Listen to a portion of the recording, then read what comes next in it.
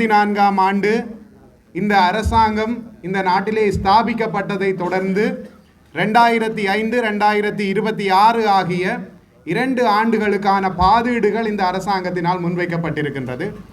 அந்த பாதீடுகளின் அடிப்படையில் 2024ஆம் ஆண்டு வடக்கு மாகாணத்திற்கு 5000 மில்லியனின் கீழ் வீதிகள் அமைப்பதற்கான நிதி ஒதுக்கப்பட்டு அதன் கீழ் 1000 மில்லியன் ரூபாய் யாழ்ப்பாணத்துக்கான நிதி ஒதுக்கீடாக மேற்கொள்ளப்பட்டு அதன் கீழ் பல்வேறு வகையான வீதிகள் அபிவிருத்தி செய்யப்பட்டிருந்தன. இது 1000 மில்லியன் ரூபாவின் கீழ் உள்வாங்கப்பட்ட வீதிகள். இதன் அடிப்படையில் 23 வீதிகள் கிராமிய வீதிகளினை மெருகூட்டுகின்ற செயற்பாடு என்கின்ற அடிப்படையில் பிரதேச மற்றும் நகர மற்றும் மாநகர சபைகளுக்கு சொந்தமான வீதிகளினை வீதி அபிவிருத்தி அதிகார சபையானது தன்னுடைய நிதி பங்களிப்பின் கீழ் செய்வதற்கு ஒப்புக்கொண்டிருந்தது. அந்த வகையில் 24 வீதிகள் தெரிவு செய்யப்பட்டு இறுதியாக 23 வீதிகள் செய்யப்பட்டது. அதில் 4 வீதிகள் வீதி அபிவிருத்தி அதிகார சபை தங்களினுடைய நேரடி ஊழியர்களினுடைய செலவினங்களூடாக வீதிகளை புனரமைக்க, ஏனைய வீதிகள் ஒப்பந்த அடிப்படைகளில் மேற்கொள்ளப்பட்டிருந்தது. இது 2024ஆம் ஆண்டு. இது தவிர 2024ஆம் ஆண்டினுடைய கடைப்பகுதியில் யாழ் மாவட்டத்தினுடைய போக்குவரத்துக்கான அபிவிருத்தி குழு கூட்டத்துக்கு வருகை தந்த அமைச்சர் விமல் ரத்நாயக்க அவர்களினால் மேலதிகமாக 250 மில்லியன் ரூபாய் தீவகங்களினுடைய வீதி அபிவிருத்திக்காக ஒதுக்கீடு செய்யப்பட்டது. அந்த ஒதுக்கீட்டின் கீழாக காரைநகர், நெடுந்தீவு, ஊர்காவற்துறை, வேலணை ஆகிய பிரதேசங்களை முன்னுரிமைப்படுத்தியதாக வீதி அமைப்புகள் மேற்கொள்ளப்பட்டிருந்தது. அங்கு பிரதானமான நோக்கமாக இருந்தது கடல் தாண்டி பயணிக்கின்ற வீதிகளுக்கு தீவுகளுக்கான வீதிகள் தான் முன்னுரிமைப்படுத்தப்பட்டிருந்த பொழுதும் காரை நகரும் இதற்குள் உள்வாங்கப்பட வேண்டும் என்கின்ற நோக்கத்தின் அடிப்படையில் காரை நகரில் இருக்கின்ற ஏறத்தாழ 10 வீதிகள் இந்த திட்டத்தின் கீழ் உள்வாங்கப்பட்டிருந்தன. அவற்றுள் கிட்டத்தட்ட 9 வீதிகள் பூரணமாக்கப்பட்டிருக்கின்ற நிலையில் 32 மில்லியன் ரூபாய் செலவிலே ஒரு வீதி செப்பனிடப்பட்டு கொண்டிருக்கின்றது. இது 2024ஆம் ஆண்டு பாதீட்டின் கீழ் ஒதுக்கப்பட்டு நடைமுறைப்படுத்தப்பட்டு கொண்டிருக்கின்ற திட்டங்களினுடைய விரிவு. இதனை தாண்டி 2026ஆம் ஆண்டினுடைய பாதீட்டை பொறுத்தவரையில் இதே நகர அபிவிருத்தி அமைச்சானது மேலதிகமாக 250 மில்லியன் ரூபாவினை யாழ்ப்பாணத்தினுடைய வீதி அபிவிருத்திக்காக ஒதுக்கீடு செய்திருக்கின்றது. அதனையும் தாண்டி கிராமிய வீதிகளினுடைய அபிவிருத்தியை முன்னிறுத்தியதாக இந்த 250 மில்லியன் இருந்தாலும் ஏனைய வீதிகளினுடைய அபிவிருத்திக்காகவும் இந்த அரசாங்கத்தினால் நிதி ஒதுக்கீடு செய்யப்பட்டிருக்கிறது. இது மத்திய அரசாங்கத்தினால் வீதி அபிவிருத்திக்காக ஒதுக்கீடு செய்யப்படுகின்ற நிதி. இதனை தாண்டி மாகாண அரசாங்கங்களுக்கும் மத்திய அரசாங்கத்தினால் நிதி ஒதுக்கீடு செய்யப்படுகின்றது. அந்த நிதி ஒதுக்கீட்டின் அடிப்படையில் இந்த ஆண்டு கிட்டத்தட்ட ஏற்பட்ட டித்வா புயலினால் பாதிக்கப்பட்டவரிலிருந்து மீண்டெழுவதற்காக 700 மில்லியன் ரூபாய் இந்த வடக்கு மாகாணத்தினுடைய இந்த வீதி அபிவிருத்திக்காக வழங்கப்பட்டிருக்கின்றது இந்த அனர்த்த காலத்திற்கு பின்னராக. இதனை தாண்டி உங்களுக்கு தெரியும் PSDG என்று சொல்லப்படுகின்ற மாகாணத்துக்காக குறித்து ஒதுக்கப்பட்ட நிதியின் கீழ் கடந்த ஆண்டில் பல்வேறு வகையான வீதிகள் உள்வாங்கப்பட்டிருக்கின்றன. குறிப்பாக RDD என்று சொல்லப்படுகின்ற ஒரு கட்டமைப்பினால் காரை நகரில் சில வீதிகள் உள்வாங்கப்பட்டிருக்கின்றது. அதன் தொடர்ச்சியாக இந்த ஆண்டும் அந்த வீதிகள் உள்வாங்கப்பட இருக்கின்றன. இந்த நிலையிலேதான் இந்த அமைச்சானது வடக்கு மாகாணம், யாழ்ப்பாணம் என்று காரைநகர் வரையும் தன்னுடைய இந்த நிதி ஒதுக்கீட்டினூடாக அபிவிருத்தியை மேற்கொண்டு வருகின்றதனை இந்த இடத்திலே நிச்சயமாக நாங்கள் சுட்டிக்காட்ட விரும்புகின்றோம்.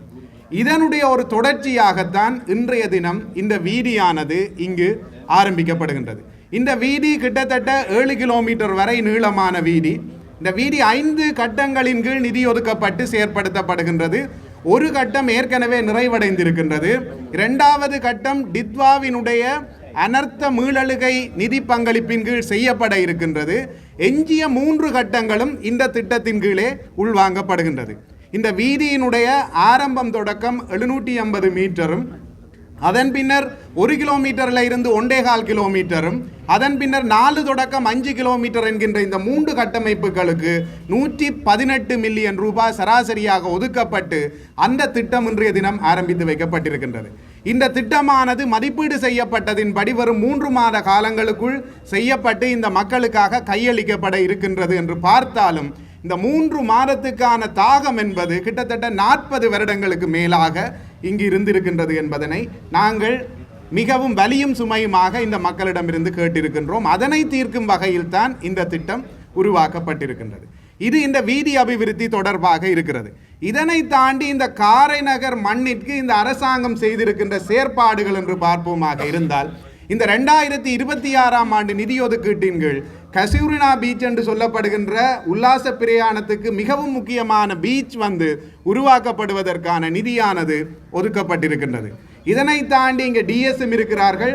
கடந்த ஆண்டிலும் வீட்டு திட்டங்கள் கொடுக்கப்பட்டிருக்கின்றது. இந்த ஆண்டிலும் வீட்டு திட்டங்களுக்குள் உள்வாங்கப்பட்டிருக்கின்றார்கள் 2 வகையான வீட்டு திட்டம். ஒன்று மீள்குடியேற்றத்தின் கீழான வீட்டு திட்டம் என்று 2 மில்லியன் ரூபாவுக்கும், அதனை விட NHDA வீட்டு திட்டம் என்று 1 மில்லியன் ரூபாவுக்குமான வீடுகள் வழங்குவதற்கு இங்கு உள்ளீர்க்கப்பட்டிருக்கின்றார்கள். இதனை தாண்டி இந்த காரைநகர் மண்ணில் சென்ற ஆண்டு இறுதியில் எங்கள் நாட்டினுடைய இளைஞர்களை யூத் எக்ஸ்சேஞ்ச் புரோகிராம் என்கின்ற ஒரு நிகழ்ச்சி திட்டத்தின் கீழ் இங்கு நாங்கள் கொண்டு வந்திருந்தோம். அந்த நிகழ்ச்சி திட்டத்தை வெகு விமரிசையாக செய்து தந்தவர்கள் இந்த காரைநகர் மக்கள். உண்மையில் அந்த காரைநகர் மக்களுக்கு நாங்கள் பாராட்டு தெரிவிக்க வேண்டிய தேவை இருக்கின்றது. வேறு பிரதேசங்களில் இருந்து, பதுளை பிரதேசத்தில் இருந்து வருகை தந்திருக்கின்ற அந்த இளைஞர்களை இங்கு 7 நாட்கள் தங்க வைத்து, தாங்களே அவர்களுக்கான வாகன வசதி செய்து கொடுத்து, தாங்களே அவர்களுக்கான உணவுகளை வழங்கி அந்த இளைஞர்களை இங்கு மிக அழகாக பராமரித்திருந்தீர்கள். அந்த இளைஞர்கள் கொடுத்த அந்த ஃபீட்பேக் என்பது காரைநகர் மண்ணினுடைய விருந்தோம்பல் பண்பை மிகவும் வெகுவாக காட்டியிருக்கின்றது. அவ்வாறான செயற்பாடு இந்த காரைநகர் மண்ணிலே இடம்பெற்றிருக்கின்றது. எங்கள் அனைவருக்கும் மிகவும் பெருமையான விடயம். இதை தாண்டி மீன்பிடித்துறை சார்ந்து சீனோர் என்கின்ற ஒரு கைத்தொழிற்சாலை இங்கு முன்னரே ஆரம்பிக்கப்பட்டிருந்தது. ஆனால் அந்த தொழிற்சாலை பின்னர் மூடப்பட்டிருந்த நிலையில் கடந்த ஆண்டு நவம்பர் மாதத்திலே அந்த சீனோர் கைத்தொழிற்சாலையானது மீள இயங்கு நிலைக்கு கொண்டு வரப்பட்டிருக்கிறது. அதனுடைய முதல் கட்ட நடவடிக்கையாக இந்த தித்வா புயலினால் பாதிக்கப்பட்ட இந்த வள்ளங்களினை செப்பனிடுவதற்கான செயற்பாட்டுக்காக கிட்டத்தட்ட 300க்கும் மேற்பட்ட வள்ளங்களை இந்த சீனோர் தொழிற்சாலையினூடாக புனரமைத்து கொடுப்பதற்கான வேலை நடைபெற்று கொண்டிருக்கின்றது. இவ்வாறான ஒரு நிலையில் இந்த காரைநகரிலே இதுவரை அரசாங்கம் பல்வேறு வகையான செயற்பாட்டுகளை மேற்கொண்டு இருக்கின்றது. அதே நேரம் இங்கிருக்கின்ற மக்களினுடைய பிரச்சனை பூரணமாக தீர்க்கப்பட்டு விட்டதா என்றாலும் இல்லை. அதனை நாங்கள் கருத்தில் கொண்டிருக்கின்றோம். முதலாவதாக குடிதண்ணீர் பிரச்சனை இந்த காரைநகரை பொறுத்தவரையில் மிக பாரிய பிரச்சனையாக இருக்கின்றது. வெகு விரைவிலே இந்த நீர்வளங்கள் வடிகால் அமைப்பு சபையினூடாக மேற்கொள்ளப்படுகின்ற இந்த நீர்ப்பாசன நடவடிக்கையினூடாக இங்கே குடிநீரானது நிச்சயம் கிடைக்கும். இரண்டாவதாக இங்கே உப்பு நீர் எங்களினுடைய பிரதேசங்களுக்குள் வருவதனால் பயிர்ச்செய்கை நிலங்கள் அதிகமாக உப்பாக்கப்பட்டிருக்கின்றது, எங்களுக்கு முறையிடப்பட்டிருக்கின்றது. அதனால் இந்த கடற்கரை ஓரங்களிலே ரிட்டென்ஷன் வால், சோல் வாட்டர் இன்க்ரூஷன் பண்ட் கட்டுவதற்கான முன்மொழிவுகள் அரசாங்கத்துக்கு முன்மொழியப்பட்டிருக்கின்றன. ஏற்கனவே 30 ஆண்டுகளுக்கு முன்னர் ஒரு தனியார் நிறுவனத்தினால், அரசு சாரா நிறுவனத்தினால் இது மேற்கொள்ளப்பட்டு தற்பொழுது அது பூரணப்படுத்தப்படாத நிலையில் அதுவும் மேற்கொள்ளப்படும் என்கின்ற அந்த உத்தரவாதத்தினை இங்கு நாங்கள் வழங்குகின்றோம். இதனையும் தாண்டி இந்த காரைநகர் பிரதேசத்திலே 44 வீடுகள் 1985ஆம் ஆண்டு NHDA திட்டத்தின் கீழ் வழங்கப்பட்டிருந்தன. அந்த வீடுகள் தற்பொழுது பாதுகாப்பு பிரிவின் கீழ் காணப்படுகின்றன. அந்த வீடுகள் இடித்தளிக்கப்பட்டிருக்கின்ற நிலையில் அந்த 44 குடிமக்களும் நேரடியாக வருகை தந்து தங்களுடைய ஆவணங்களை பிரதேச செயலகத்திலும் சமர்ப்பித்து எங்களுக்கும் சமர்ப்பித்திருக்கின்றார்கள். அந்த காணியை மீளப்பெற்று கொடுப்பதற்கான செயற்பாடுகள் உயர் மட்டத்திலே நடைபெற்று கொண்டிருக்கின்றன. அந்த வகையில் அந்த 44 குடும்பங்களுக்கான காணிகள் கிடைப்பதற்கு எங்களால் இயன்ற வகையில் நாங்கள் இறுதி வரை முயற்சி செய்வோம் என்கின்றதனை இந்த இடத்திலே நாங்கள் சொல்லிக்கொள்ள விரும்புகின்றோம். இதனையும் தாண்டி காரைநகர் என்பது ஒரு கலைநயம் மிக்க பிரதேசம். இந்த பிரதேசத்தினுடைய வரலாறுகளை எடுத்து பார்க்கின்ற பொழுது யாழ்ப்பாணத்தின் ஊர்களின் பெயரிலே நகர் என்கின்ற பெயரோடு இருக்கின்ற ஒரு சிறப்பு பெற்றது காரைநகர். கடந்த கால வரலாறுகளில் காரைநகர் என்பது ஒரு பட்டினம். அந்த பட்டினத்தினுடைய சோபையை மீளப்பெற்று கொடுப்பதற்கு இங்கு இருக்கக்கூடிய கலைகளையும் ஆற்றல்களையும் மேம்படுத்துவதற்கான செயற்திட்டங்கள் எங்களினுடைய சமூக சக்தி என்கின்ற கட்டமைப்பினூடாக இங்கு மேற்கொள்ளப்படும். இங்கே நிறைய சமூக சக்தி தலைவர்கள் இருக்கிறார்கள். அந்த குழுக்களிலே 20 பேர் வரை மெம்பராக இருக்கிறீர்கள். உங்களின் வழியாக காரைநகரினுடைய இழந்து சென்றதாக சொல்லப்படுகின்ற அந்த கலை வடிவங்கள் மீள பெற்றுக்கொள்வதன் வழி அடுத்து வருகின்ற ஆண்டுகளில் மக்களினுடைய மீள்குடியேற்றத்தோடு இந்த காரைநகர் மண் மிகவும் செழிப்பாக வளர வேண்டும் என்கின்ற மிகப்பெரிய அவாவோடு இந்த நல்ல வாய்ப்புக்கு நன்றி கூறி இந்த திட்டங்களில் இந்த மக்கள் தொடர்ச்சியாக இவர்களுக்கு பங்களிக்க வேண்டும் என கேட்டு விடைபெற்றுக் கொள்கின்றேன். நன்றி, வணக்கம். திரு நாகலிங்கம் அவர்களே, இங்கே வந்திருக்கின்ற எமது அம்பாள் ஆலய பிரதம குருக்களையா அவர்களே, பாராளுமன்ற உறுப்பினர்கள் திரு ரஜீவன், திரு இளங்கோவன் அவர்களே, ஏனைய பிரதேச சபை தவிசாளர் மற்றும் பிரதேச சபை கௌரவ உறுப்பினர்களே, பிரதேச சபை செயலாளர் அவர்களே, இங்கே வந்திருக்கின்ற எமது பிரஜாசக்தி தலைவர்களே, உறுப்பினர்களே, ஏனைய அரசியல் கட்சிகளை சேர்ந்திருந்தாலும் இந்த வைபவத்துக்கு வந்திருக்கின்ற எங்களது அரசியல் நண்பர்களே, ஊடகவியலாளர்களே மற்றும் பிரதேச செயலாளர், வீதி அபிவிருத்தி அதிகார சபையின் பணிப்பாளர் மற்றும் பொறியியலாளர்களே, காரணகள் வாழ் பொதுமக்களே, ஊடகவியலாளர்களே, அனைவருக்கும் நமது இன்றைய தினம் எனது காலை வணக்கத்தை தெரிவித்துக் கொண்டு, இன்றைய தினம் காரநகர் மண்ணின் ஒரு மகத்தான தினம் என்று சொல்லலாம். ஏனெனில் கடந்த 40 வருடங்களாக கவனிப்பாரற்றிருந்த இந்த வீதி இன்றைய தினம் புது பொலிவுடன் ஆரம்பிக்கப்பட இருக்கின்றது. எனக்கு தெரியும், நான் இந்த பகுதியின் பிரதேச ஒருங்கிணைப்பு தலைவராக இருந்த பொழுது எத்தனையோ பேர் இந்த வீதியை பற்றி எங்களுக்கு மிகவும் முக்கியமான தேவையாக இருந்து குறிப்பிட்டிருந்தார்கள். நானும் பல முறை சென்று பார்த்திருக்கின்றேன்.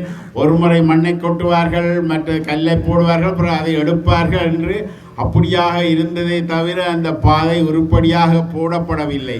எங்களுக்கு தெரியும், இந்த காரநகர் மண் உண்மையிலேயே ஒரு பேர் போன ஒரு இடம். ஏனெனில் இந்த காரநகர் மண்ணிலே பல அறிஞர்கள், பேராசிரியர்கள், பிரபல வைத்தியர்கள், வணிகர்கள், கடும் உழைப்புக்கு பேர் போன விவசாயிகள் என்று எல்லா வகையான மக்களும் வாழ்ந்த இந்த காரநகர் இன்று அநேகமாக இடம்பெயர்ந்திருக்கிறார்கள். காரணம், இந்த வீதி போக்குவரத்து அவற்றில் ஒன்றாக இருந்தது. இன்று இலங்கையின் எப்பாகத்துக்கு சென்றாலும், எந்த முக்கிய நகரங்களுக்கு சென்றாலும் அங்கு வந்து வணிகத்திலே கோலோச்சி கொண்டிருப்பவர்கள் இந்த காரநகரை சேர்ந்த மக்கள். எனவே அவர்கள் இந்த கடின உழைப்புக்கு இந்த மண் கொடுத்து வைத்திருக்க வேண்டும். எனவே இந்த சேவையை நாங்கள் பூர்த்தி செய்து, இந்த வீதியை பூர்த்தி செய்வதன் மூலம் அவர்கள் மீண்டும் தமது இந்த நகரத்துக்கு, இந்த தங்களது கிராமத்துக்கு வந்து நிம்மதியாக வாழலாம். அதன் ஒரு அங்கமாக எமது அரசாங்கத்தின், என்பிபி அரசாங்கத்தின் ஜனாதிபதி அவர்கள் யாழ் மாவட்டத்துக்கு ஒவ்வொரு வரவு செலவு திட்டத்திலும் மிக பெருமளமான நிதியை ஒதுக்கியிருக்கிறார். ஏனெனில் இந்த கிராம பகுதிகளை முன்னேற்ற வேண்டும் என்ற ஒரே எண்ணத்தோடு தான். எனவே அவர்களுடைய அந்த எண்ணம் நிறைவேறவும், இந்த மக்களின் வாழ்க்கையை முன்னேற்றும் முகமாகவும் நாங்களும் எமது அமைச்சரவையும் எமது அரச இயந்திரங்களும் இந்த வேலையை மிகவும் திறமையாகவும் ஊழலற்ற முறையிலும் நடத்தி நாங்கள் மக்களுக்கான சேவையை தொடர்வோம் என்பதில் நாங்கள் உறுதியளிக்கின்றோம்.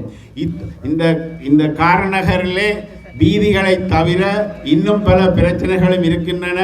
உதாரணமாக குடிநீர் பிரச்சனை ஒன்று இருக்கின்றது. அதற்கான தீர்வுகளும் அநேகமாக 50% மேல் நாங்கள் எடுத்திருக்கின்றோம்.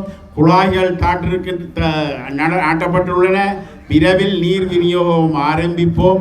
அடுத்ததாக வெள்ள பிரச்சனைகளும் ஒன்று இருக்கிறது. அநேகமாக மழை காலத்திலே அநேக பகுதிகள் இங்கு வெள்ளத்தில் மூழ்கின்ற ஒரு சூழ்நிலை இருக்கின்றது. அதற்குரிய வடிகால் அமைப்பு தேவைகளை நாங்கள் விரைவில் பூர்த்தி செய்து அநேகமாக இவற்றை விரைவில் அடுத்த மழை காலத்துக்கு முன்பாக அந்த வெள்ள பிரச்சனைகளுக்கு நாங்கள் தீர்வு காண இருக்கின்றோம் என்று கூறுவதோடு, அத்தோடு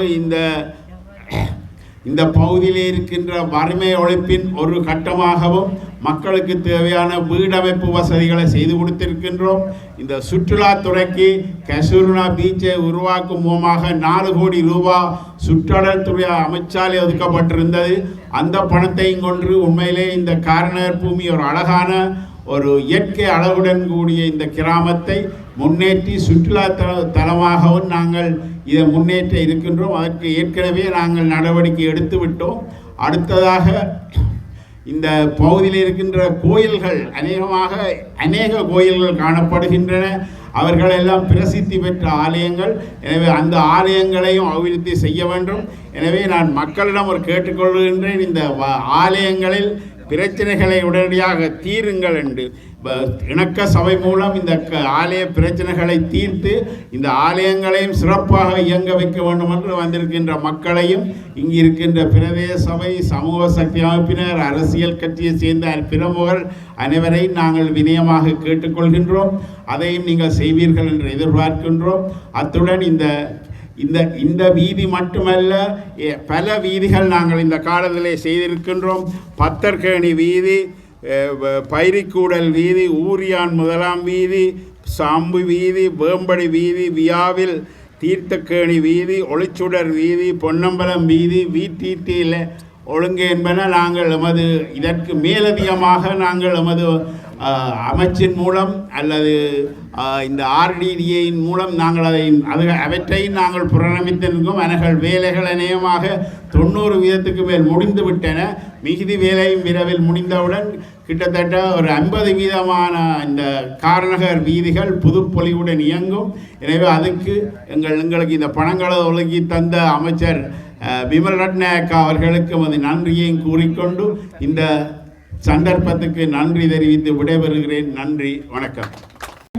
இந்த நிகழ்வுக்கு விருந்தினர்களாக வருகை தந்து சிறப்பித்துக் கொண்டிருக்கின்ற கௌரவ அமைச்சர் விமல் ரத்நாயக சார் மற்றும் கௌரவ அமைச்சரும் உங்களுடைய மாவட்ட ஒருங்கிணைப்பு குழு தலைவரும் ஆகிய திரு சந்திரசேகர் சார் அவர்கள், கௌரவ வேதநாயகன் ஆளுநர் அவர்கள் வேதநாயகன் சார் அவர்கள், ஏனைய கௌரவ பாராளுமன்ற உறுப்பினர்கள், மேலதிக மாவட்ட செயலாளர், மாகாண பணிப்பாளர், வீதி அதிகார அபிவிருத்தி திணைக்களம் மற்றும் கௌரவ தவிசாளர், ஏனைய அனைத்து குருக்களையா, ஏனைய அனைத்து பிரஜாசக்தி தலைவர்கள், உறுப்பினர்கள், ஏனைய கௌரவ பிரதேச சபை உறுப்பினர்கள் அனைவருக்கும் இந்நேர வணக்கத்தை இங்கே வருகின்ற மீடியா மற்றும் பொதுமக்கள் அனைவருக்கும் இந்நேர வணக்கத்தை தெரிவித்துக் கொண்டு, முதலிலே இவ்வாறான ஒரு நிகழ்வு கனநாள் கோரிக்கை விடுக்கப்பட்ட ஒரு தேவை உண்மையாக பூர்த்தி செய்ய ஆரம்பிக்கப்பட்டுள்ளது. அந்த வகையிலே பிரதேச என்ற ரீதியிலே மிகுந்த சந்தோஷத்தையும் எனது நன்றியையும் தெரிவித்துக் கொள்கிறேன். ஏனென்று சொன்னால் ஒவ்வொரு கூட்டங்களிலேயுமே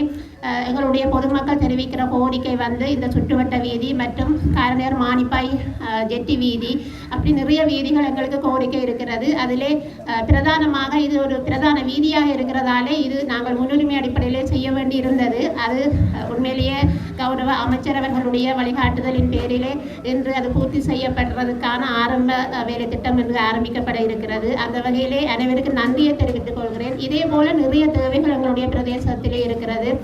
முக்கியமாக ஜெட்டி வீதி, அது நிறைய பேர் அங்கால கைட்ஸுக்கு போகிற ஸ்டாஃப் உட்பட நிறைய பேர் அந்த ரோட்டால் பாதிக்கப்பட்டு கொண்டிருக்கிறார்கள். அது பாதிக்கப்பட்ட ரோட்டாக இருக்கிறதாலே அதை விட நிறைய கோரிக்கைகள் இருக்கிறது எங்களுடைய பொதுமக்களுக்கு. ஏற்கனவே சொன்ன மாதிரி வாட்டர் போர்ட் நீர் வளங்கள் அதிகாரமைப்பு சபை இப்போதுதான் அந்த நீர் வளங்களை ஆரம்பித்திருக்கிறார்கள். உள்ளக லைன் பூர்த்தி செய்யப்பட்டு இன்னும் தேவைகள் எங்களுக்கு இருக்கிறது.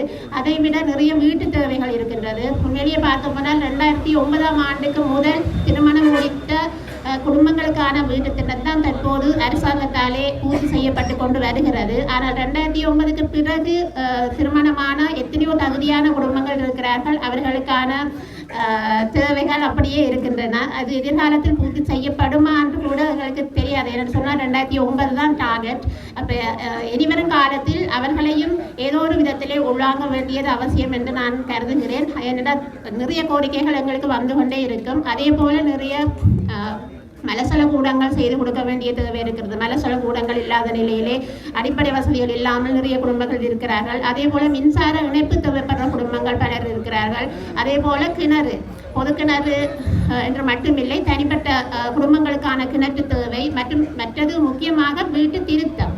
எங்களுக்கு புதிய வீடு அமைக்கிறதுக்கு சில தேவைகள் பூர்த்தி செய்யப்படுகிறது. ஆனால் வீட்டு திருத்தத்துக்கு நிறைய கோரிக்கைகள் எங்களுக்கு கிடைத்த வண்ணமே இருக்கின்றன. ஆனால் எங்களுக்கு கொடுக்கறதுக்கு எந்த ஏற்பாடும் இல்லை. எனவே வீட்டு திருத்தம் கொடுக்கப்பட வேண்டும் கட்டாயமாக. அதையும் கருத்தில் எடுக்க வேண்டும் என்று சொல்லி அன்போடு கேட்டுக்கொள்கிறேன். அதே போல் எங்களுடைய பிரதேசத்துக்கு என்று சொல்லி ஒரு பெரிய பூங்கா வசதிகள் எதுவும் இல்லை, சிறுவர்களுக்கான பூங்கா வசதிகள் இல்லை.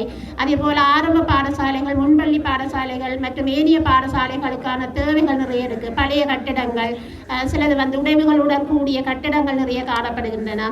ஆரம்ப பள்ளிகள் கட்டட வசதி இல்லாமல் அவர்களுடைய கற்றல் உபகரணங்கள், விளையாட்டு உபகரணங்கள் குறைந்த அளவில் இருக்கின்ற பாடசாலைகள் நிறைய இருக்கின்றன. அதே போல் சுற்றுலாத்துறையிலே ஏற்கனவே எங்களுக்கு நிதி ஒதுக்கீடு செய்யப்பட்டிருக்கிறது. அதில் முக்கியமாக நான் இதிலே குறிப்பிட வேண்டியது கோவளம் லைட் ஹவுஸ். அது மிகவும் ஒரு பழுதான நிலையிலே எப்போது பார்த்தாலும் விழலாம் என்ற மாதிரி இருக்கு. இல்லைன்னா அதில் இந்த மரங்கள் வளர்ந்து நிறைய பிரச்சனையோடு இருக்கின்றது. அது தொடர்பாக நாங்கள் பல தரப்பினருக்கும் கடிதம் மூலம் அறிவித்திருக்கின்றோம். என்றாலும் இன்னும் அதுக்குரிய ஏற்பாடுகள் செய்யப்படவில்லை.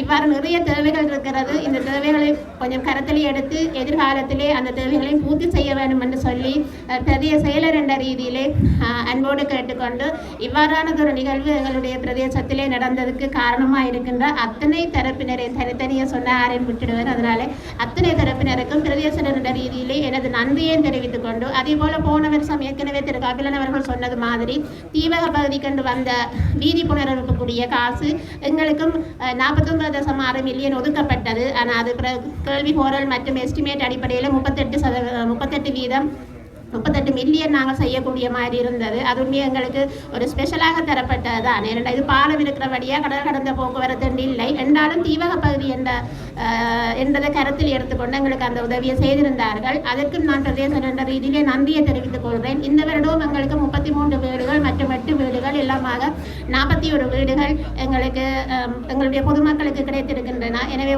கடந்த காலத்தோடு ஒப்படைக்க நிறைய உதவிகள் எங்களுக்கு கிடைத்த வண்ணம் இருக்கின்றது அரசாங்கத்தால். அதற்கும் எனது நன்றியை தெரிவித்துக் கொண்டு, மீண்டும் இந்த ரோடு புறப்பதற்கு உதவி செய்த அனைத்து தரப்பினருக்கு நன்றியை தெரிவித்துக் கொண்டு விடைபெறுகிறேன். நன்றி, வணக்கம். இந்த வளமான நாடு அழகான வாழ்க்கை என்ற துணிப்பொருளின் கீழ் மறுமலர்ச்சிக்கான ஒரு பாதையாக இன்று யாழ் மாவட்டத்தில் இந்த கார்நகர் பிரதேசத்திலே 117 மில்லியன் ரூபா செலவிலே ஒரு சுற்றுவட்ட வீதி புனரமைப்பு பணிகள் ஆரம்பித்து வைக்கப்பட்டுள்ளதை நான் மிகவும் மகிழ்ச்சி அடைகிறேன். உண்மையிலே இது ஒரு நீண்ட நாள் கோரிக்கை. நான் அரசாங்க அதிபராக இருந்த பொழுதும் மக்கள் கேட்டுக்கொண்டிருந்தார்கள். இந்த ஒரு மிக முக்கியமானது செய்யணும் என்று நீண்ட நாள் ஆசை என்று கனவு இருக்கிறது. அநேகமாக நான் அந்த ஆளுநராக வந்துவிட்டு மகிழ்ச்சி அடைகிறேன் என்றால், நான் பல 4 மாவட்டங்களில் அரசாங்க அதிபராக இருந்தேன். பல தேவைகள் நிறைவேற்றப்படாமல் இருந்தன. இந்த அரசாங்கம் வந்த பின்னர் பல தேவைகள் நிறைவேற்றப்பட்டு கொண்டிருக்கின்றன. உண்மையிலேயே அதோடு எங்களுக்கு பெரிய மகிழ்ச்சியாக இருக்கின்றது. கூடுதலாக பல தேவைகள். அந்த வகையிலே இந்த வீதியும் ஒரு மிக முக்கியமான வீதி. மற்றது இதொரு எங்களுக்கு ஒரு இந்த கார்நகர் என்பது ஏற்கனவே பேசியவர்கள் குறிப்பிட்டது போல மிக முக்கியமான இடம். எங்களுடைய ஒரு பல அறிஞர்களை உருவாக்கிய இடம், பல வணிகர்களை உருவாக்கிய இடம், பல பேராசிரியர்களை உருவாக்கின இடம்.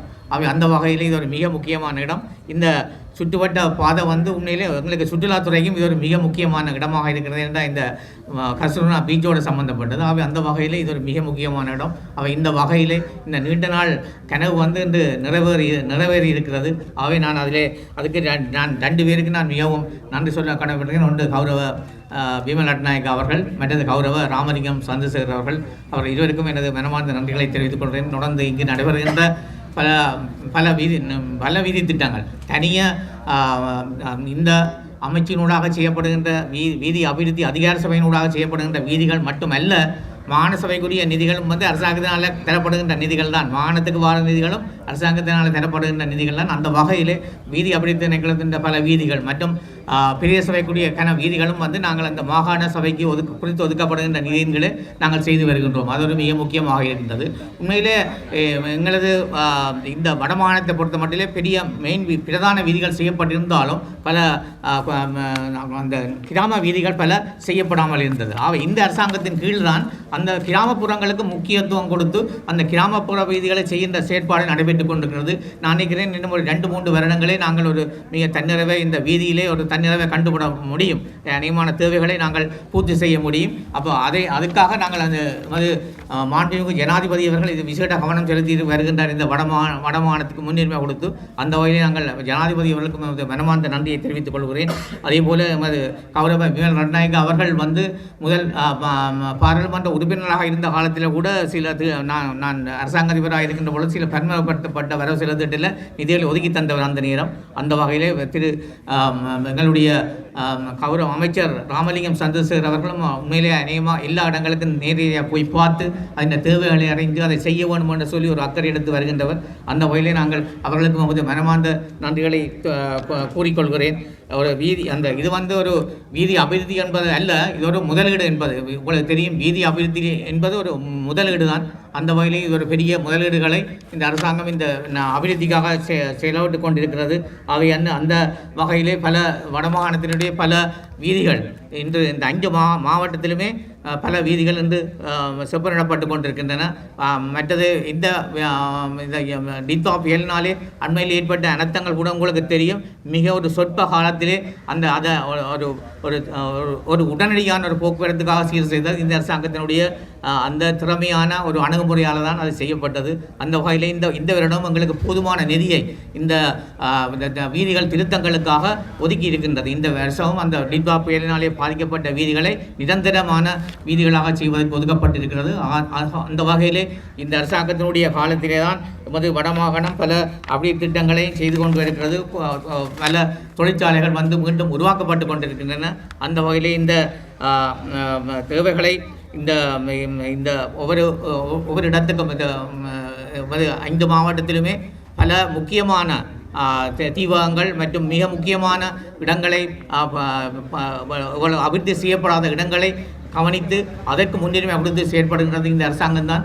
அந்த வகையிலே இந்த வீதி திட்டங்கள் மிக மிக முக்கியமான ஒன்று. நீண்ட நாள் கோரிக்கை. எனக்கு முதல் பேசியவர்கள் குறிப்பிட்டது போல கிட்டத்தட்ட 40 வருடங்களுக்கு மேலாக இது வரும் அதை செய்ய இந்த சுற்றுவட்ட பாதையை செய்யாமல் இருந்தது. அந்த வகையிலே இதுக்கு ஒரு முடிவு கிடைத்திருக்கிறது. அந்த வகையிலே எமது கௌரவ அமைச்சர்கள் அனைவருக்கும் எனது நன்றியை கூறி விடைபெற்றுக் கொள்கிறேன். நன்றி, வணக்கம்.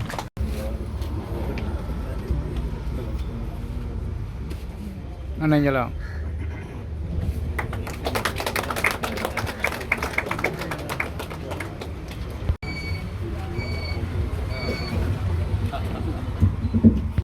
මේසාට පැමිණ සිටින කුරුක්කල්තුමාගෙන් ඒ වගේම අපේ රාමලිංගම් චන්ද්‍රසේකරන් ඇමතුමා ඇතුළු අපේ සියලුම මන්ත්‍රීවරුන්ගෙන් ඒ වගේම ගරු ආණ්ඩුකාරතුමා ඇතුළු ඒ වගේම මේ කාර්යනගර ප්‍රාදේශ සභාවේ සභාපතිතුමා ඇතුළු සියලුම මහජන නියෝජකයන්ගෙන් අවසරයි. இங்கு வருகை தந்திருக்கின்ற இந்த நிகழ்வுக்கு வருகை தந்திருக்கின்ற நமது குருக்கள் ஐயா அவர்களுக்கும் அத்துடன் ராமலிங்கம் சந்திரசேகரம் அமைச்சர் மற்றும் பாராளுமன்ற உறுப்பினர்கள், கௌரவ ஆளுநர் மற்றும் அனைத்து உறுப்பினர்களுக்கும் இங்குள்ள தவிசாளர்களுக்கும் எனது இனிய வணக்கத்தினை தெரிவித்துக் கொள்கிறேன். ඒ වගේම මේ ආසාවට පැමිණ සිටින මාර්ග සංවර්ධන අධිකාරිය උතුරු පළාත් අධ්‍යක්ෂකතුමා, එතුමාගේ නිලධාරීන්, ඒ වගේම ප්‍රාදේශීය ලේකම්තුමිය, අතිරේක දිසාපතිතුමා ඇතුළු සියලුම රජයේ නිලධාරීන්ගෙන් අවසරයි. அதுபோல வீதி அபிவிருத்தி அதிகார சபை அதிகாரிகள், மாவட்ட பணிப்பாளர் அவர் உட்பட்ட அனைத்து ஊழியர்களுக்கும் எனது வணக்கங்கள்.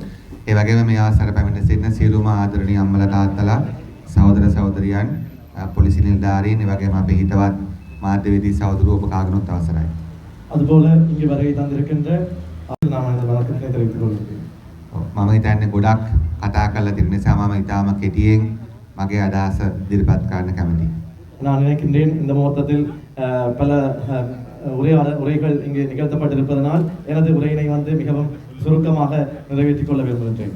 අපි පළවෙනියම සතුටු වෙනවා අපේ ප්‍රාදේශ සභාවේ සභාපතිතුමා ඇතුළු මේ ප්‍රාදේශ සභාවේ මන්ත්‍රීතුමාලට එතුමාගේ බල ප්‍රදේශයේ තිබෙන එතුමාලගේ සල්ලි වලින් කරගන්න බැරි මේ සංවර්ධන කටයුතු ප්‍රමාණයක් කරලා දෙන්න උදව් කරන්න පුළුවන් වීම ගැන. முதலில் நான் சந்தோஷப்படுகின்றேன்.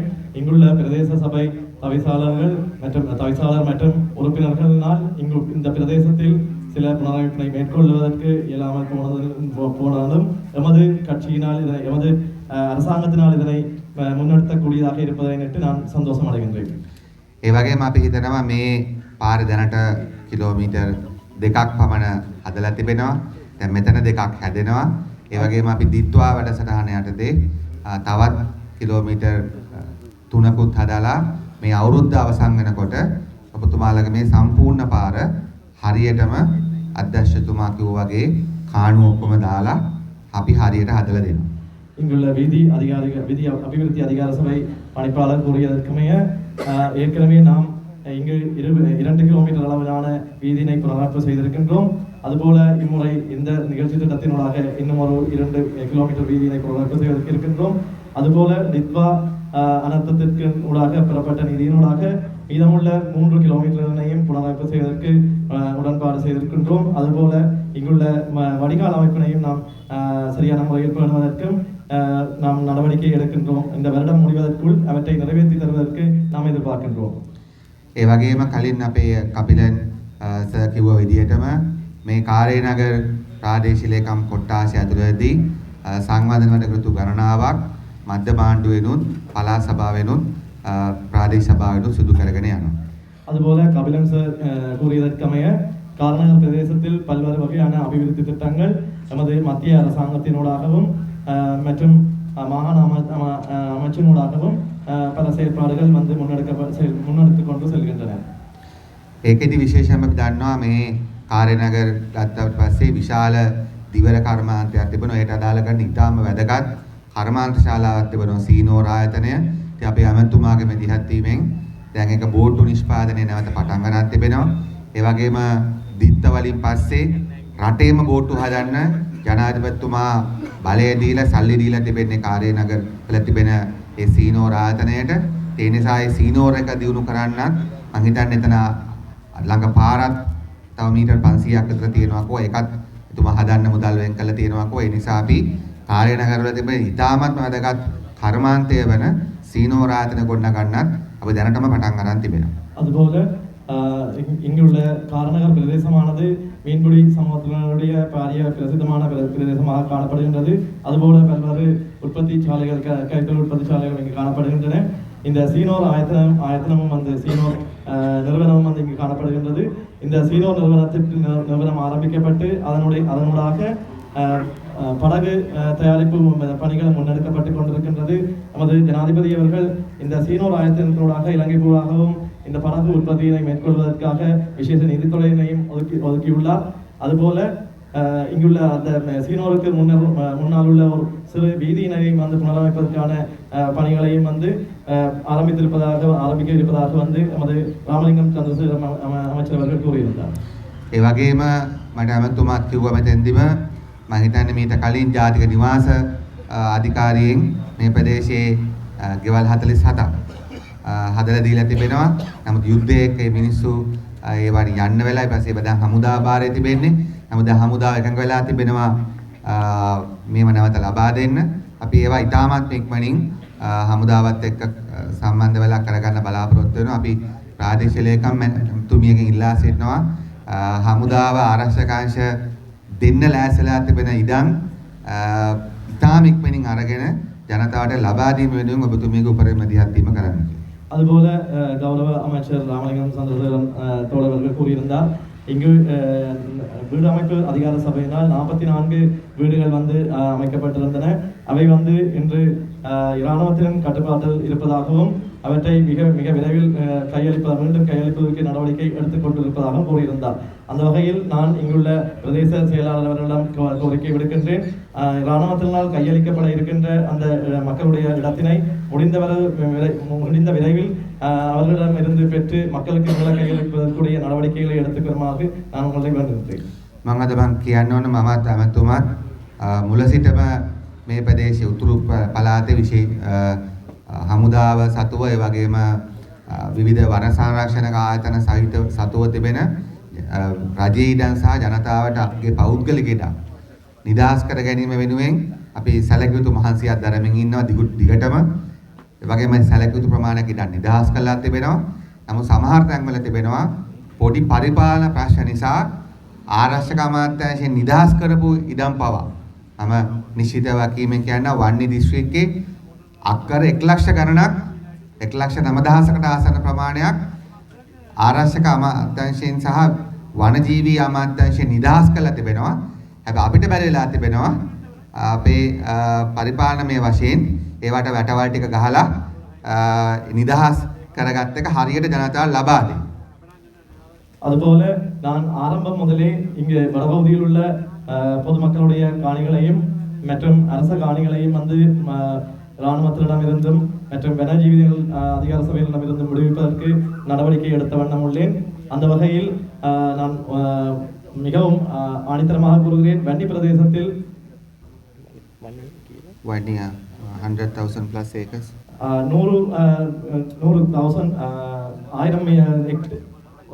1 லட்சத்துக்கு மேற்பட்ட காணிகளை இடங்களை வந்து விடுவிப்பதற்குரிய நடவடிக்கை எடுத்துள்ளேன். அந்த வகையில் இங்கு உள்ள ஒரு அதாவது எங்களுடைய அட்மினிஸ்ட்ரேஷன் பிரச்சனை ஒன்று உள்ளது.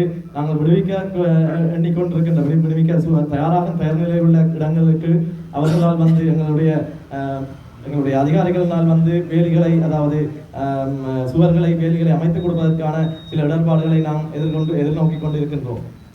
ඒ වගේම මම හිතන්නේ ඔබතුමාලා දන්නවා අපි මේ ඉඩම් ප්‍රශ්නය වෙනුවෙන්ම වෙනම කැබිනට් මණ්ඩලයේ කමිටුපත් කරලා කෘෂිකර්ම සහ වනජීවි අමාත්‍යාංශ වලින් දිස්ත්‍රික්ක පහටම අදාළ කරන යාන්ත්‍රණයක් ක්‍රියාත්මක කරන්න යෝජනා කරලා තිබෙනවා. அதுபோல உங்களுக்கு தெரியும் கேபினெட்டில் வந்து நாங்கள் விசேஷமான ஒரு குழு அமைத்துள்ளோம். இதற்காக இந்த இடங்களை விடுவிப்பதற்காக விவசாய மற்றும் வனஜீவிகள் அமைச்சினூடாக அதிகாரிகளை உட்படுத்தி ஒரு விசேடமான கமிட்டியினூடாக இந்த பொதுமக்களுடைய மற்றும் அரசாங்கத்தினுடைய இடங்களை விடுவிப்பதற்காக நடவடிக்கைகளை நாம் எடுத்த வண்ணம் உள்ளோம். ඒ වගේම ඔබතුමාලා දන්නවා මගේ දැනීම හැටියට තව සතියකින් වගේ සංචාරක නියෝජ්‍යමතුමා යාපනයේ දිස්ත්‍රික්කයේ වැඩසටහනක් දාගෙන තිබෙනවා. ඉතින් මම ඒකයි දැන් අපේ ප්‍රාදේශීය ලේකම් මැතිණියටත් කිව්වේ අපිට කාරේනගර බල ප්‍රදේශයේ එතුමිය බලාපොරොත්තු වෙන සංචාරක කටයුතු සැලසුම් තිබෙන ඒවා සංචාරක නියෝජ්‍යමතුමාට ප්‍රකාශ කරන්න කියලා මම එතුමාත් එක්ක කතා කළා. එතුමා සූදානම් ඇත්තටම මේ ප්‍රදේශයට උදව් කරන්න. ඒ වගේම අපි ලෝක බැංකුව යටතේ තිබෙන විශේෂ වැඩසටහනක් යටතේ යම් සංචාරක සංවර්ධන කරන වැඩසටහනක් තිබෙනවා. ඒක ක්‍රියාත්මක වෙන්නේ අපේ නාගරික සංවර්ධන අමාත්‍යාංශය යටතේ. ඉතින් අපිට ඔබතුමාලට කියන්න තියෙන දේ තමයි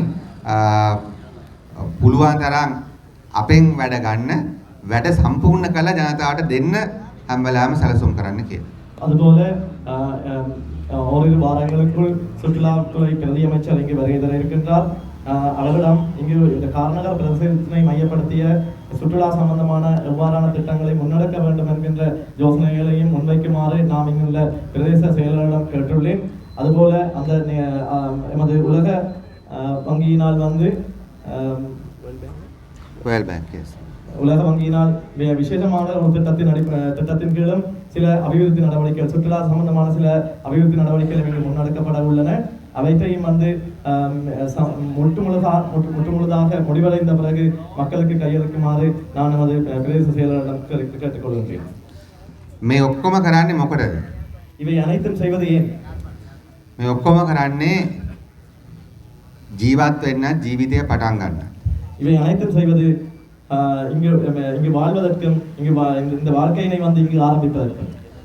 යාපනයට එනකොට එක දුකක් නම් හිතෙන්නේ කාර්ය නගරවලට තීව්‍ර ඒරියාවට එනකොට දුක දෙකක් වෙනවා.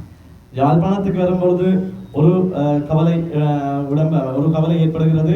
ஆனால் காரநகர் போன்ற தீவு பகுதிகளுக்கு வரும்பொழுது அந்த கவலை வந்து இருமடங்கு ஆகிறது. 2009 මේ පාරවල් වල යුද්ධ වෙච්ච ගමන් වගේ යනකොට 1970 ගණන් වල 80 ගණන් වල හදපු විශාල ගෙවල් පුපුරලා එහෙම් පිටින්ම අතහැර දාපුවා දකිනකොට හිතිච්ච දෙයක් තියෙනවා. මේවා යුද්ධ නොවෙන්න 970 ඒ මට්ටමට තිබුණා නම් 2025 වෙනකොට කොච්චර 2010 වෙනකොට 25 වෙනකොට කොච්චර මට්ටමකට යන්න තිබිච්ච ප්‍රදේශයක්ද කියලා. 2009ஆம் ஆண்டு யுத்தம் முடிவடைந்த பின்னர் இந்த வீதியினூடாக பயணிக்கும் பொழுது பல வீடுகள் யுத்தத்தினால் அழிவடைந்து கைவிடப்பட்ட நிலையில் இருந்தன. ஆனால் இவை அனைத்தும் 1970-80களில் கட்டப்பட்டு கைவிடப்பட்ட நிலையில் அவர்கள் புலம்பெயர்ந்திருந்தார்கள். ஆனால் அந்த காலத்திலிருந்தே அவர்கள் தொடர்ச்சியாக இங்கு இருக்கும் பட்சத்தில் 2010 அளவில் 2025 அளவில் இந்த காரநகர் பிரதேசமானது எவ்வளவு தூரத்துக்கு வளர்ச்சி அடைந்திருக்க வேண்டும் என்பதனை நாம் மிகுந்த கவலையுடன் எதிர்நோக்க வேண்டியிருந்தது. ඒ නිසා මම හිතන්නේ කාර්යනගර පුන්කුඩුති මේවයි යනකොට ගම්වල ගෙවල් 100ක් තිබ්බොත් මම හිතන්නේ මිනිස්සු 50ක්වත් නැහැ. ஆனால் இங்கு காரைநகருடைய பிரதேசத்துக்குள் செல்லும் பொழுது 100 வீடுகள் இருந்தாலும் அங்கு 50க்கு மேற்பட்டவர்கள் 50க்கு குறைவானவர்களை அங்கு வாழ்கின்றனர். ඒ නිසා තමයි මම ආණ්ඩුකාරතුමාට කිව්වේ අපි ඇත්තටම මේ උතුරු ප්‍රදේශයේත් ලංකාවෙත් අතුරුදහන් කරන ලද ජනතාව ගැන කතා කරනවා. disappeared අතුරුදහන් කරපු අය ගැන කතා කරනවා. அந்த வகையில் வந்து கௌரவ ஆளுநர்களும் கூறியிருந்தார் இங்கு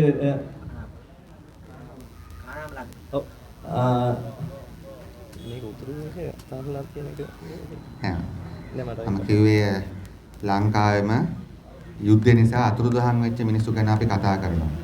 இலங்கை பூராகவும் நாம் வந்து யுத்தத்தினால் கைவிடப்பட்ட மக்கள் யுத்தத்தினால் காணாமல் ஆக்கப்பட்ட மக்கள் தொடர்பாக நாம் கதைக்கின்றோம். ඒ යුද්ධයෙන් අතුරුදහන් කරපු එක පිරිසක් ඉන්න ජීවිත නැති වෙච්ච. அந்த யுத்தத்தினால் காணாமல் ஆக்கப்பட்டவர்களில் ஒரு பிரிவினர் இருக்கின்றனர் வாழ்க்கை சம்பூர்ணமாக இழந்தவர்கள். නමුත් අපිට මේ ප්‍රදේශවලට එනකොට උතුරු පළාතේ විශේෂයෙන්ම යාපනයේ දිස්ත්‍රික්කයේ අපිට පේන දේ තමයි මේවා ගම් පිටින්ම මේවා පරම්පරා පිටින්ම මේවයින් අතුරුදහන් වෙලා තියෙන ඒගොල්ලන් ජර්මනි හරි ප්‍රංශය හරි කැනඩාව හරි ජීවත් වෙන බව ඇත්ත. නමුත් මේවා සම්පූර්ණ හිස්. ஆனால் இந்த காரைநகர் பிரதேசத்துக்குள் நுழையும் பொழுது இங்குள்ள பல வீடுகள் கைவிடப்பட்ட நிலையில் காணப்படுவது இங்கு அவர்கள் குடும்பத்தினர் காணாமல் இல்லாமல் போயிருக்கிறார்கள். அவர்கள் எந்த ஒரு சூழலிலும் வாழ்ந்து கொண்டிருக்கலாம். அவர்கள் வேறு வேறு பிரதேசங்களில் வாழ்ந்து கொண்டிருக்கிறார்கள். ஆனாலும் வந்து அவர்கள் இந்த காரைநகர் பிரதேசத்துக்கு இல்லை. அந்த வீடுகள் அனைத்தும் வறுமையாக்கப்பட்ட நிலையிலேயே காணப்படுகின்றன. ඒක යාපනයට වඩා තීව්‍ර ඒරියා වලට එනකොට ඒක වැඩිපුර දැනෙනවා. ஆனால் யாழ்ப்பாணத்தை விட இந்த தீவு பகுதிகளுக்கு வரும்பொழுது இவ்வாறான உணர்ச்சி நம்மளுக்கு மிகுந்த அதிகமாக நமக்கு உணர்ந்து கொள்ளக்கூடியதாக இருக்கின்றது. නිසා යුද්ධෙන් අපිට නැති කළා තිබෙන්නේ ජීවිත නැති වෙච්ච කට්ටිය විතරක් නෙමෙයි. මේවා ගොඩනගන්න තිබිච්ච මේවා ජීවත් වෙලා ඉන්න තිබිච්ච විශාල පිරිසක් අපේ රටට නැති කළා තිබෙනවා. அதுபோல இந்த யுத்தத்தினால் காணாமல் ஆக்கப்பட்டவர்களோ யுத்தத்தினால் வாழ்க்கை இழந்தவர்கள் மட்டுமல்ல, இந்த தீவு பகுதிகளுக்கு வரும்பொழுது இவ்வாறான கைவிட்ட நிலையில் காணப்படுகின்ற இந்த ஒரு சூழலும் வந்து அதுபோல ஒரு பாரிய துக்கத்தினை எதிர்கொள்ளக்கூடிய ஒரு சூழலாக காணப்படுகின்றது. ඒ නිසා ඇත්තටම අපි මේ කරන හැම සංවාදන කටයුත්තකින්ම අපි දෙන ඉන්විටේෂන් එක තමයි යුද්ධය නිසා විවිධ හේතු නිසා ලංකාවෙන් ගිහිල්ලා පිටරටවල ජීවත් වෙන අයට ඒ හැකි හැම කෙනාටම නැවත අවිල්ල මේ ජීවිතේ පටන් ගන්න කියන. அதுபோல இங்கிருந்து இந்த இந்த ஊர்களை கைவிட்டு வெளிநாடுகளில் இருப்பவர்களையும் வந்து மீண்டும் இந்த ஊர்களுக்கு வந்து இந்த அபிவிருத்திகள் நாம் மேற்கொண்டு செல்கின்றோம். அதன் பிறகு இந்த ஊர்களில் வந்து வாழ்வாதாரத்தை ஆரம்பிக்குமாறு நாம் வரவேற்கின்றோம். இந்த பிரதேசத்திற்கு අපි සමානාත්මතාවයේ තිබෙන ජාතික සමගිය තියෙන රටක් හදලා තිබෙනවා. ඒ වගේම අපි සංවර්ධනය සහිත රටකුත් හදාගෙන යනවා. நாங்கள் இந்த நாட்டில் ஒரு சமாதானமான அனைவரும் ஓர் அணியில் வாழக்கூடிய ஒரு நாட்டினை கட்டியெழுப்பியுள்ளோம். அதுபோல அபிவிருத்தி என்ற ரீதியிலும் இந்த நாட்டினை நாம் கட்டியெழுப்பிக் கொண்டு வருகின்றோம். අවසාන වශයෙන් අපි ලංකාවේ මේ පෘථුවියේ මේ චූටි තැනක අපි ජීවිතය ගැන කතා කරනකොට ලෝක නායකයෝ සමහරු යුද උන්මාදයෙන් ලෝකෙම විනාශ කරගෙන බෝම්බ දාගෙන පිස්සු වගේ මිනිස්සු මරනවා. அதுபோல சில அரசியல் தலைவர்கள் தொடர்பாக இந்த நேரத்தில் கலைக்க வேண்டியுள்ளது. அவர்கள் வந்து யுத்தத்தில் வந்து பாம்புகளை போட்டு மக்களை கொண்டிருந்தார்கள். ඒ නිසා අද මුළු ලෝකයේම ආර්ථිකයට විශාල බලපෑමක් කළා. அதனால் இந்த முழு நாடு பூராகவும் அந்த யுத்தத்தினால் ஒரு அபிவிருத்தி தொடர்பான பாரிய சவாலினை இந்த உலகம் பூராகவும் எதிர்கொண்டுள்ளது. இப்பொழுது අපිට විශාල සැලසුම් තිබෙනවා අවුරුදු 30ක යුද්ධයෙන් පස්සේ මේවා මේ ප්‍රදේශ ගොඩනගන්න. අපි ඒ නිසා දිනවකවානු දීලා සල්ලි දීලා අපි උපරිම මෙහෙයුමක් කරනවා මේවා ඉක්මනට ගොඩනගන්න. நாங்கள் முடிந்தவளவு இந்த பிரதேசத்தினை வந்து வளப்படுத்துவதற்கு வந்து 30 வருட யுத்தத்தின் பின் இந்த பிரதேசத்தினை கட்டியெழுப்பதற்கு வந்து மிகுந்த விரைவாக பணத்தினையும் ஒதுக்கி அந்த நடவடிக்கைகளை வந்து துரித கதையில் மேற்கொண்டு கொண்டு செல்கின்றோம். හැබැයි දැන් අපිට අභියෝගයක් ඇවිල්ලා තිබෙනවා මේ ලෝක යුද තත්ත්වය තව මාස ගාණක් දික්ුණොත් ඒවා අපේ සංවර්ධන කටයුතු වලට පවා බලපාන. ஆனால் இன்றுள்ள உலகத்தினுடைய இந்த யுத்த சூழ்நிலையானது இன்னும் ஓரிரு மாதங்கள் தொடர்ச்சியாக செல்லும் பட்சத்தில் அது எமதுடைய அபிவிருத்தி நடவடிக்கைகளையும் வந்து அபிவிருத்தி நடவடிக்கைகளை நாம் மேற்கொள்கின்ற உள்ளூர் அபிவிருத்தி நடவடிக்கைகளுக்கும் ஒரு பாரிய சவாலாக இருக்கும் என்பதனை நாம் எதிர்கொள்கின்றோம். ඔබතුමා දන්නවා අපි උතුරු පළාතේ ගොඩක් පාරවල් හදන්න තිබෙනවා. ඒ පාරවල් හදන්න පාරවල් ඩිසයින් කරන්න ඕන. උතුරු පළාතට RD එකට ඩිසයින් ඔෆිස් එකක් නැහැ. இந்த வடக்கு மாகாணத்தில் வடக்கு மாகாணத்தில் பல்வேறு வேலை திட்டங்களை நாம் முன்னெடுக்க வேண்டி இருக்கின்றது. வீதிகள் புனரமைப்பினை மேற்கொள்ள வேண்டி இருக்கின்றது. அந்த வீதிகள் புனரமைப்பினை மேற்கொள்வதற்கு வீதிகள் அதிகார சபையினருக்கு வடபகுதியில் ஓர் டிசைன் ஆபீஸ் என்பது இல்லை.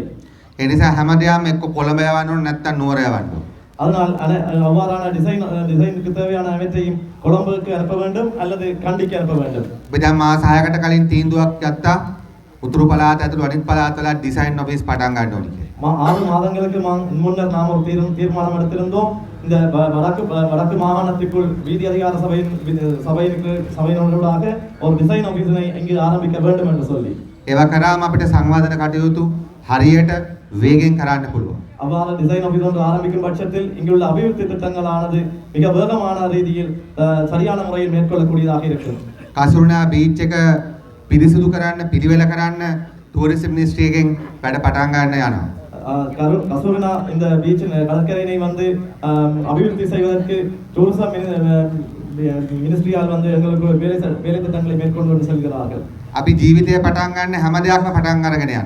நாங்கள் இந்த வாழ்க்கையினை கட்டியெழுப்புவதற்காக அனைத்து விடயங்களையும் மேற்கொண்டு செல்கின்றோம்.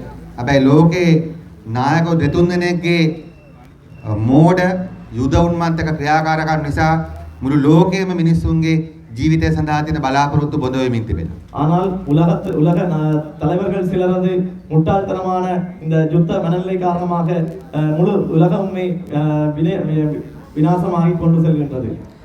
ඒ නිසා ඔබතුමාලා දන්නවා අපි අපිට ලංකාවට තෙල් අප්‍රේල් දෙමළ හින්දු සිංහල අවුරුද්ද වෙනකන් තමයි තිබෙන්නේ කියන එක සාමාන්‍ය ජනාධිපතිතුමා ප්‍රකාශ කළා. මේක කලිනුත් ඒ නිසා ඉන් ඉදිරියට මේ යුද්ධය පැවැත්වුණොත් අපි යම්කිසි ආකාරයකට අභියෝගයකට මුහුණ දෙනවා තෙල් සම්බන්ධයෙන්.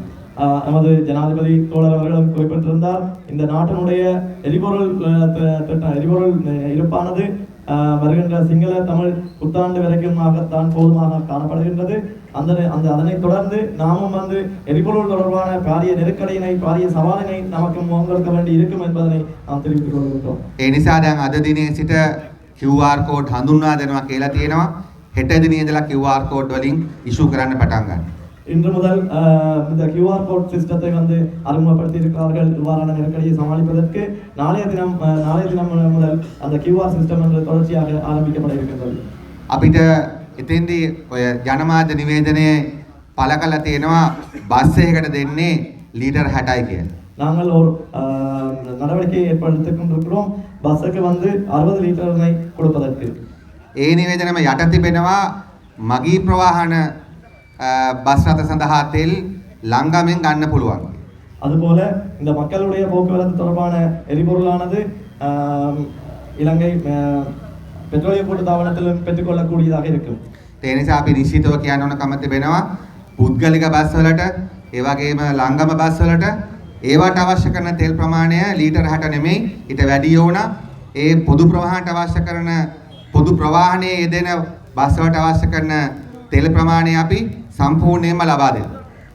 அது அந்த வகையில் போக்குவரத்துக்கு தேவையான இந்த எரிபொருளை வந்து நாம் முழுதாக கொடுப்பதற்கு இருக்கின்றோம். அதுபோல பஸ்ஸுக்கு தேவையான எரிபொருள் மற்றும் தனியார் பஸ்களுக்கு தேவையான எரிபொருளை வந்து இலங்கை பெட்ரோலிய கூட்டு தாபனத்தினூடாக நாம் வழங்குவதற்கு நடவடிக்கை எடுத்துள்ளோம். ඒ නිසා අපි මේ තෙල් හිඟයක් ඇතිවීමට ඉඩ තිබෙන නිසා තව සති දෙක තුනකට පස්සේ දරුත් ලෝක රටවල් වල තෙල් හිඟ ඇති වෙලා තිබෙන්නේ.